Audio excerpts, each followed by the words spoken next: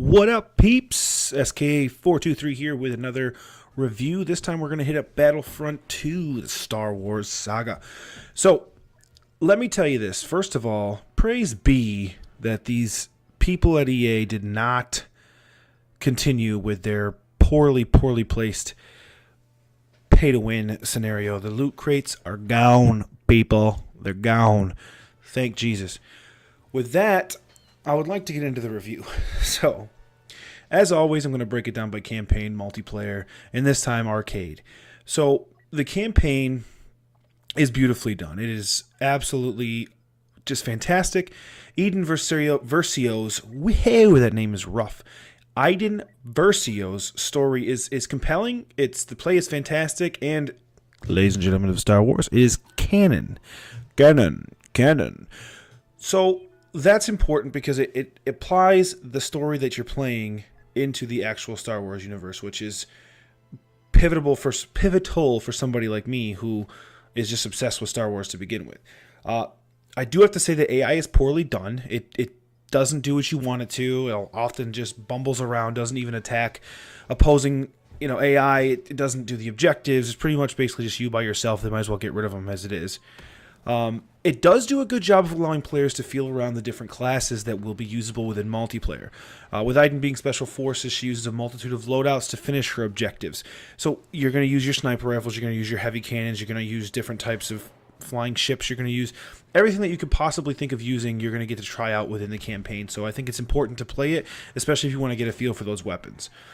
It is absolutely 100% the Star Wars universe at its finest. The scenery is breathtaking with battles across vast landscapes, and the campaign really does a good job of transporting you into a galaxy far, far away. Overall, I'm going to give it a 9 out of 10. It is a bit short, but that's typical for a first-person shooter, but I think because of everything that it brings to the Star Wars universe, I'm going to give it that score. The multiplayer is a massive upgrade to what we have seen in the previous Battlefront. And it starts across the board. The play is cleaner, it's tighter, the guns seem to function independently of one another. They aren't just reskinned, different powered weapons like before. And you know what I'm talking about, where you would load in and you'd pick your gun, and the only real difference was how fast it shot and what kind of punch it put behind the bullet. It wasn't anything too different, the guns didn't really play differently, there wasn't too much difference with the recoil. These guns definitely feel different, and that's really, really exciting. There's also more selection. Each class now gets a subset of 4 weapons, and from there you can unlock more. I'm sure with further free DLCs, they'll bring even more weapons to the playing field. So it really makes those loadouts important and sometimes pivotal for matches between the heavies, the assaults, the specialists, and the officers, as well as your 2 power loadouts at the far end that you pay to play. There are improved game modes as well, and I mean ample improvements to Starfighter Assault and Galactic Assault. These make for a more pleasurable playing experience and also take away from the drab, repetitive feeling of the first game.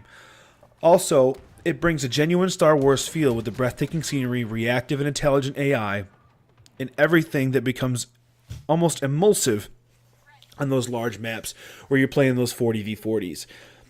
The flying is so much cleaner in this game. I really wish that I could describe it to you properly from Battlefront 1 to Battlefront 2, but your turns are nice and tight. You really feel like you have control of everything that you're doing, and you can really get in and do some fancy flying if and when it is necessary. It doesn't feel like you're kind of taking these big old turns and adjusting, and the camera's not doing things that you don't want it to do.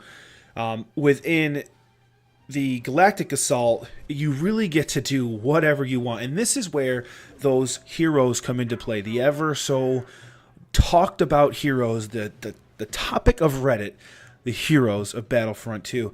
Now, the reason why it's such a big difference now is, I'm sure you remember from the first Battlefront that you would get a random drop throughout the map. You would just see it pop up and you could jump in. You could be the hero, you could choose, or you could jump into a plane, or you could jump into a walker, or whatever you so happen to pop in front of you. But now you purchase the right to those things with your battle points. Your battle points you earn, obviously, you can see that you get points for kills, you even get points for dying. You get points for doing pretty much anything within multiplayer, and these points add up, and that is how you purchase those additional things that you can do.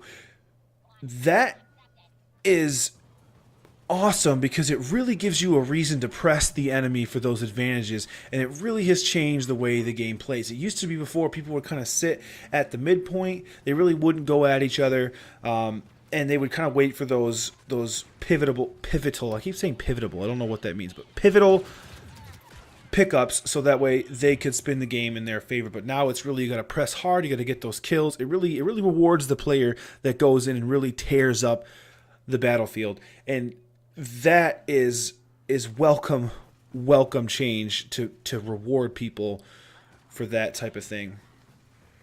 The other thing that I think is pretty important is just the overall addition to really everything. You're not really just Rebels versus Empire in the aspect of the old way, where it really was you were either the clones and stormtroopers, or you were rebels. Now you can be battle droids, you can be rebels, you can be actual stormtroopers, you can be clone troopers.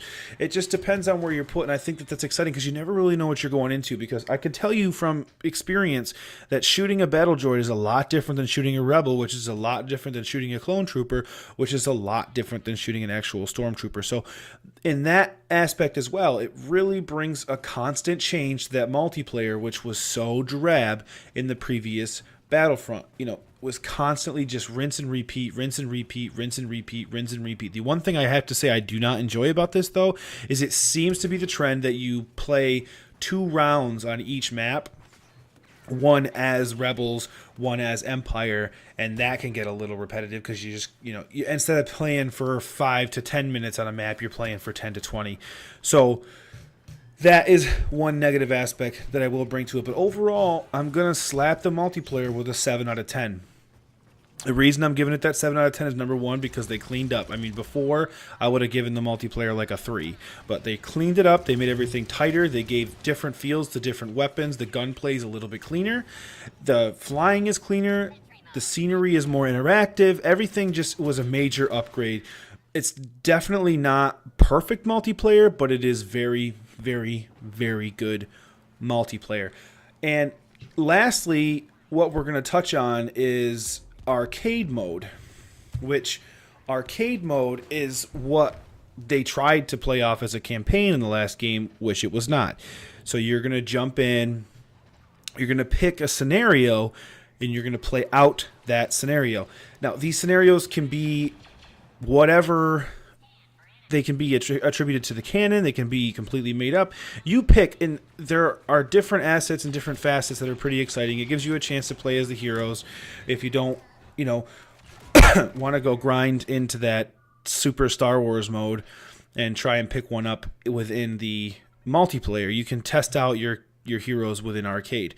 Now, as you're going to see, what I do is I end up going solo mode, and I pick up a scenario where I can be Darth Maul, because he is, even though he is one and done, he is the most badass Moff in Star Wars history. He took out the one and only Liam Neeson, aka Qui-Gon Jinn. So, with that, you'll see that it's just a basic kind of horde mode for this version, but there are different types. So there are, ones where you can adjust the history of Star Wars in the aspect of kind of like the Madden history modes, where you can go in and you can play a scenario that you've seen in the movie, and you can adjust it to the point where it could be maybe the Rebels win, or maybe the Empire wins instead, and it kind of, you just feel like you're changing the overall feel of the story.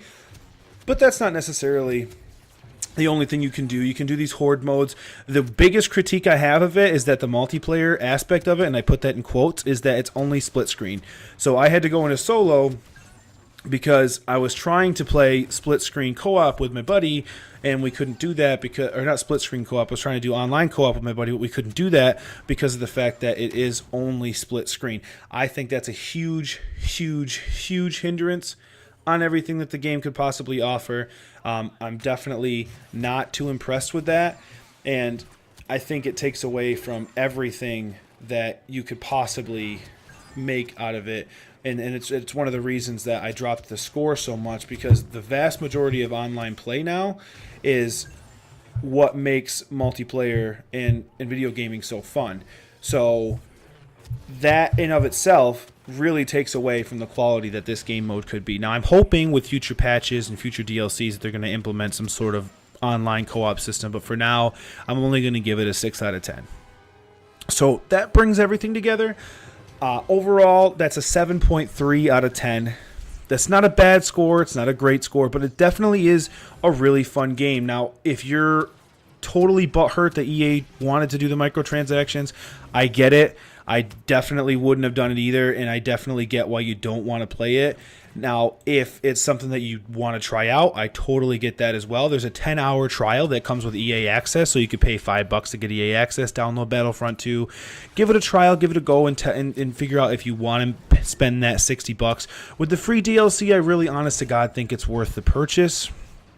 I think that it's only going to get better as we see it. They listen to the community, they listen to what you want to do, and they make those pivotal changes. And, I definitely think that starting out, it's going to be a lot like Destiny. It's going to be just basic stuff, and they're going to tweak in a bunch of great things. I really honestly think it's going to be a great game, and I totally think it's worth the buy.